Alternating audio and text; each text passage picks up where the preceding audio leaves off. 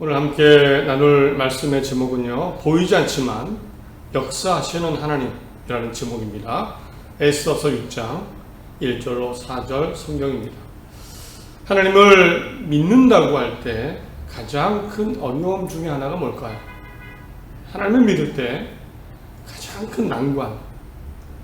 여러분은 하나님을 믿으실 때, 신앙생활을 하실 때 가장 큰 어려움, 난관이 뭘까요? 저에게는 하나님을 믿을 때 가장 어려운 것 중 하나를 뽑으라면 저에게는 결국에는 하나님이 보이시지 않는다는 겁니다. 보이지 않는 하나님이라는 겁니다. 젊은 시절에 또 12년, 13년 전까지만 해도 이런 기도를 하곤 했습니다. 하나님 어디 계십니까? 한 번이라도 나타나 주세요. 말씀해 주세요. 꿈이든 환상이든 잘 믿고 힘을 내겠습니다. 이런 기도를 하곤 했습니다. 그리고 요즘에도요, 하나님 어디 계십니까? 저도 모르게 떠오를 때가 있습니다. 분명 보이지 않는 하나님, 침묵하신 하나님은 하나님을 믿는데 어려움이기도 합니다. 반면에 하나님이 보이신다면 얼마나 효과가 좋습니까? 그렇죠? 성경의 기록을 보니까 하나님께서도 사람에게 믿음을 갖게 하시려고 실제로 나타나셨습니다. 꿈, 환상, 천사 혹은 선지자, 기적을 통해서 하나님이 계시다 라는 것을 나타내셨습니다. 아브라함이 평생 안전하게 살던 고향을 떠나서 과감히 온 가족을 데리고 생판 모르는 가나안 땅으로 이주할 수 있었던 것, 하나님 믿고 이주할 수 있었던 것, 이겁니다. 창세기 12장 1절에 여호와께서 아브라함에게 이르시되 너는 너의 고향과 친척과 아버지 집을 떠나 내가 내게 보여줄 땅으로 가라. 나타나셔서 말씀하셨습니까? 믿고 고향을 떠났습니다. 말도 제대로 못하고 도망자로 살던 모세가 하나님의 명령대로 생명을 걸고 바로 왕의 이집트로 돌아가서 바로 왕과 대결하면서 이스라엘 백성을 구해냅니다. 그 이유가 뭘까요? 그 시작이 뭘까요? 출애굽기 3장 4절에 이렇게 써 있습니다. 하나님이 떨기 나온 가운데서 그를 불러 이르시되 모세야 모세야. 하나님이 나타나신 겁니다. 야곱이나 요셉이나 이런 믿음의 사람들, 꿈으로 하나님이 나타나셨고, 다윗 왕 같은 시대 다윗에게는 사무엘 같은 선지자 같은 선지자를 통해서 또 나타나시고 말씀하셨습니다. 이렇듯 성경에 많은 사람들, 하나님이 실제로 피부로 느껴질 수 있도록, 실감할 수 있도록 나타나셨고, 그래서 사람들은 믿음을 갖고 하나님을 의지하고 살았습니다. 지금 우리에게도 물론 성경이 있습니다. 성경을 직접 계시라고 하죠. 하나님의 직접적인 역사의 기록이라서. 그런데 분명한 것은 내 경험은 아닙니다. 사실 그렇죠. 아브라함, 모세, 다윗 같은 사람의 기록이다 라고 우리는 느낍니다. 그러다 보니 하나님을 믿고 싶은데 멀게 느껴지고, 어떨 때는 안 계신 것 같고, 그래서 믿음이 약해지고 삐뚤어지기도 하고 실망하기도 하고, 심지어는 믿음이 사라지기도 합니다. 그래서 우리는 기대를 지금도 갖습니다. 하나님이 나타나셨으면 좋겠다. 얼마나 좋을까? 힘도 나고 위로도 되고 참고 견딜 수 있는데, 아니면 하나님이 하나라도 말씀해 주시면 좋겠다. 알려주시면 좋겠다. 뭐라도. 이런 생각을 갖습니다. 특히나 문제가 있을 때, 고난이 있을 때, 억울할 때, 실족할 때, 막막할 때 더 그렇죠. 하나님이 하나라도 조금이라도 나타나시면 좋겠다. 100가지 중에 1000가지 중에 하나라도 알려주시면 좋겠다.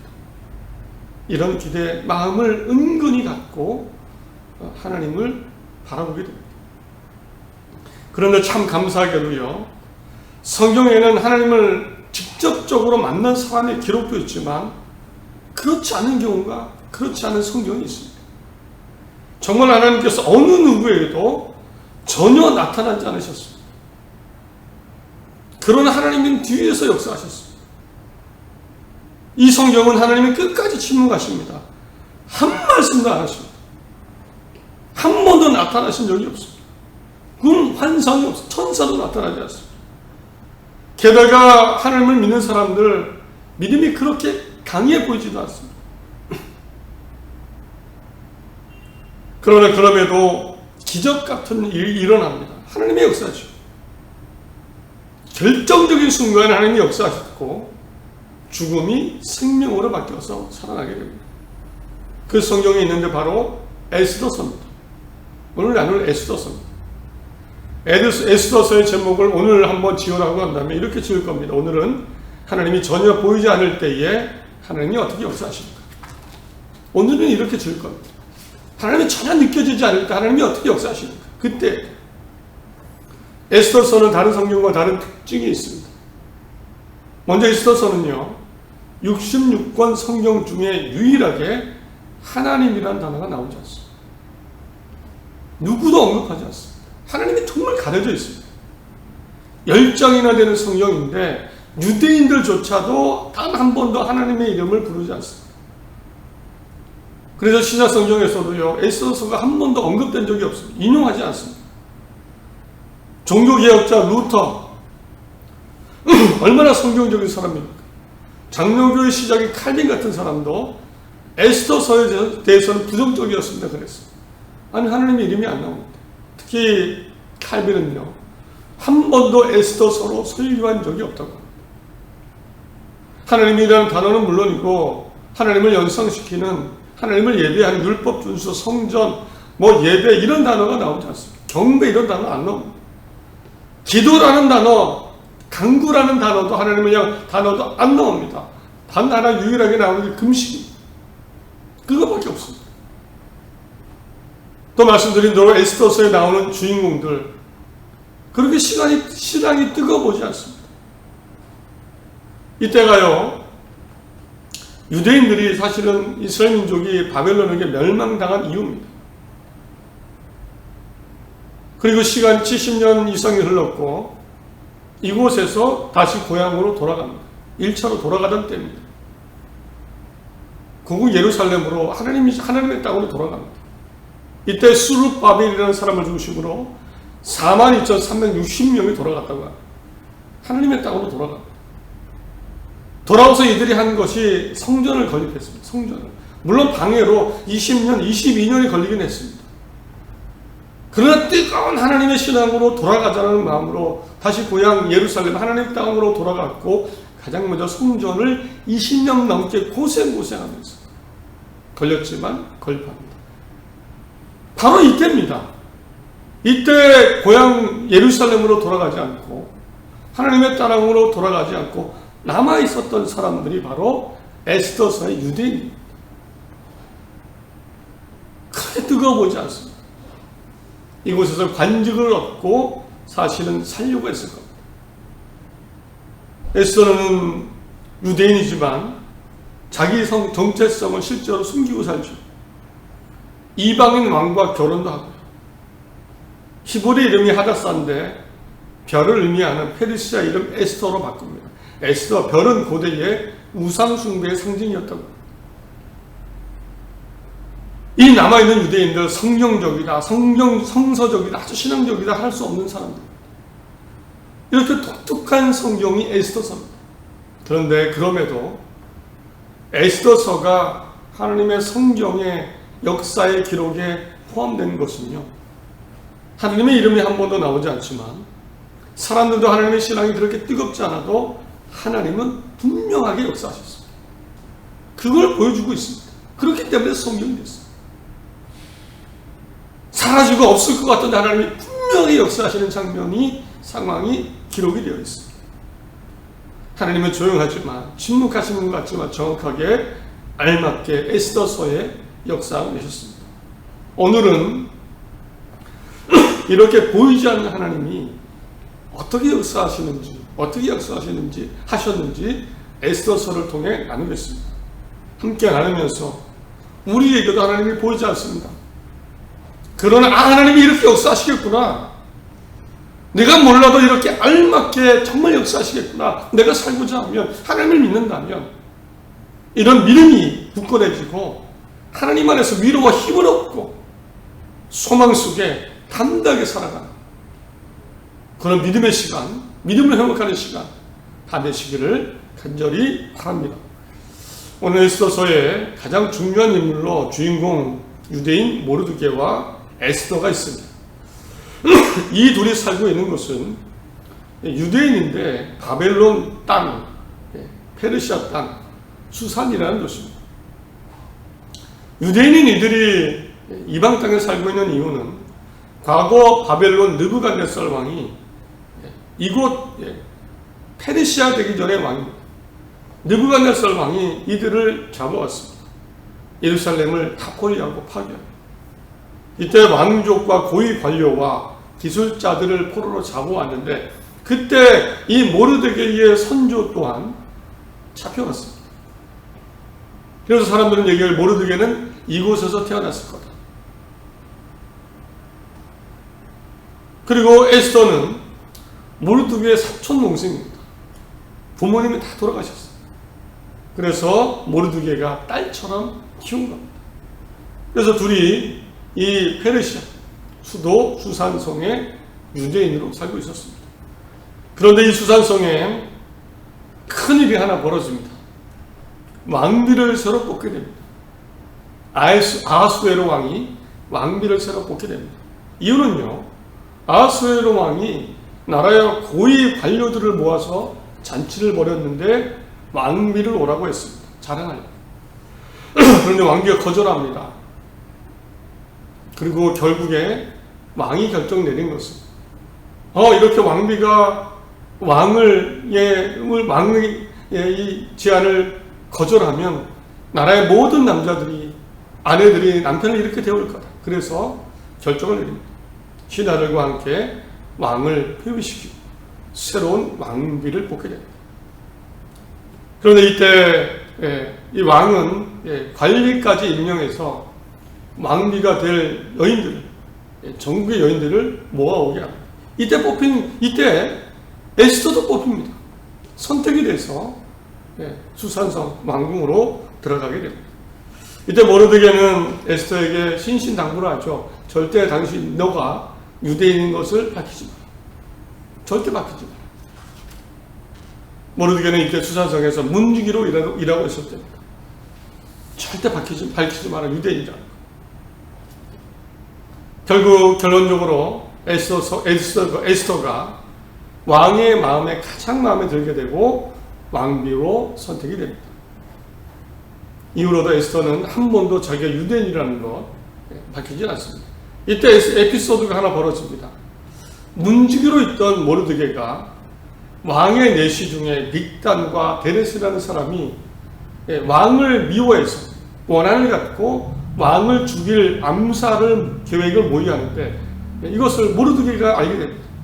에스더에게 알려주고 왕비였던 에스더에게 알려주고 에스더가 또 왕에게 알리면서 모르드게가 왕을 살리는 그 일도 잠깐 벌어집니다. 이 일이 왕의 궁중일기 실록에 기록이 됩니다. 2장 22절에 그 일을 왕 앞에서 궁중일기에 기록합니다. 이렇게 모든 일이 잘 되는 것 같았습니다. 잘 되는 것 같았습니다. 그런데 정말 큰일, 정말 모두 다 죽을 위기, 죽음의 위기가 닥칩니다. 현대인의 성경으로 3장 13절 읽어드립니다.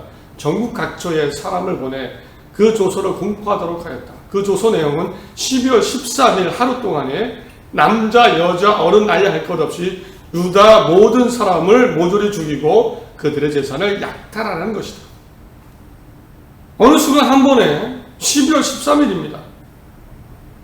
약 11개월 뒤입니다. 유대인들을 다 죽여도 좋다라는 조서가 공포가 됩니다.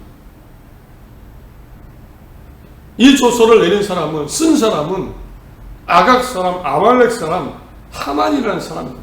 새로운 국무총리입니다. 국무총리가 돼서 왕의 허락을 받고 유대인을 12월 13일 11개월 뒤에 앞으로 다 죽이라는 공포를 내리게 됩니다. 공문서를 내립니다. 이유가 있었습니다.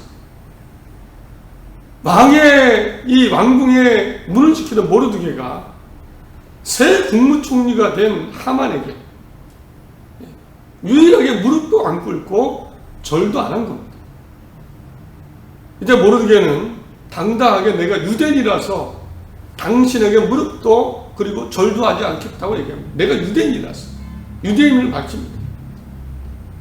이것 때문에 하만은 분노하고 급기야 왕에게 은 340돈을 헌물하면서 유대인을 전멸시켜도 된다는 그 허락을 조서를 받아내게 됩니다.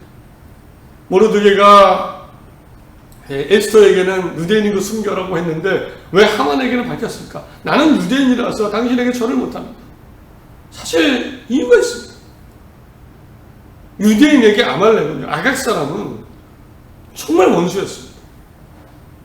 실제로 이스라엘 속에 이스라엘 백성이 출애굽할 때 이집트에서 탈출할 때 그 정말 군사도 없고 싸운 적도 없는 이스라엘 민족을 공격한 사람들이 바로 아말렉이었습니다. 이스라엘 민족 그때 충격을 받고 기록이 되어 있습니다. 하나님도 그래서 아말렉의 이 만행을 기억하라고 신명기에 기록이 되어 있습니다. 이것을 알고 있는 모르드게 어떻게 원수에게 절을 합니까? 나는 유대인이라서 아말렉 당신에게 절을 못합니다. 무릎 꿇지 못하겠습니다. 하만도 알고 있었겠죠. 아말렉 사람 하만도. 그래서 정말 왕에게 뇌물까지 주면서 유대인들을 죽이라는 조서를 쓴 겁니다. 모르드게는 수산성의 모든 유대인들과 함께 굵은 베옷을 입고 탄식하고 금식합니다. 방법이 없습니다. 방법이 없습니다. 그런데 결론은 어떻게 됐을까? 반대가 됩니다. 하만은 죽게 되고 왕의 징벌을 받아 죽게 되고 모르드게와 유대인들은 에스더는 살게 됩니다. 1월 13일에 죽음의 조서가 내렸습니다. 그런데 약 2달 뒤 3월 23일에 왕이 새로운 조서를 써줍니다. 놀랍지요?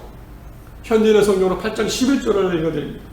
그 조서에는 황제가 각 성에 사는 유다 사람들에게 함께 단합하여 자기들의 생명과 재산을 보호하고 또 자기들을 치려고 하는 각도의 대적들과 맞서 싸워 그들을 처자와 함께 모조리 죽이고 그들의 재산을 약탈할 권한을 준다는 내용이 적혀 있습니다.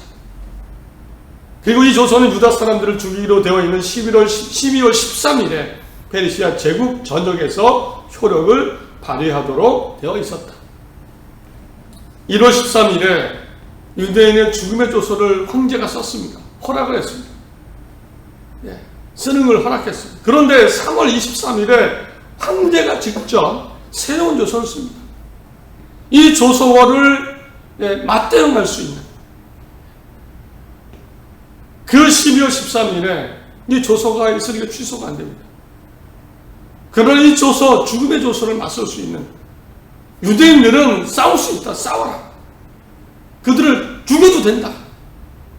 그리고 재산을 약탈해도 된다. 이런 소설을 새롭게 쓰게 됩니다.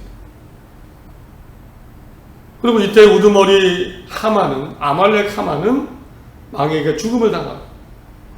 그러니까 12월 13일이 됐는데 누가 유대인들에게 대적을 합니까? 왕을 등에 업고 있는데 모르드게 에스더를 포함한 유대인들 모두 살게 되고 자기를 죽이려는 사람들을 징벌하게 됩니다. 그런데 생각해보면 정말 불가능한 일입니다. 사람의 힘으로 안 되는 일입니다. 첫째로 하만은 국무총리고요. 모르드게는 일격 문직입니다. 둘째, 아무리 에스더가 왕비지만 에스더 또한 여러 왕비 중에 하나입니다. 더군다나 왕은 이 에스더를 찾은 지 30일이 됐습니다. 왕이 부르지 않았는데 왕에게 나갈 수 없습니다. 아무리 에스더가 왕비지만 해결할 수 없는 일입니다. 또 조서는 취소가 안 됩니다.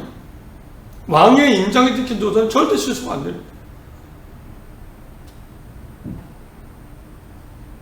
오죽하면 에스더가 왕에게 나가서 모르드게의 부탁을 받고 왕에게 나가서 우리를 구해달라고 부탁을 하는데 이런 표현을 씁니다.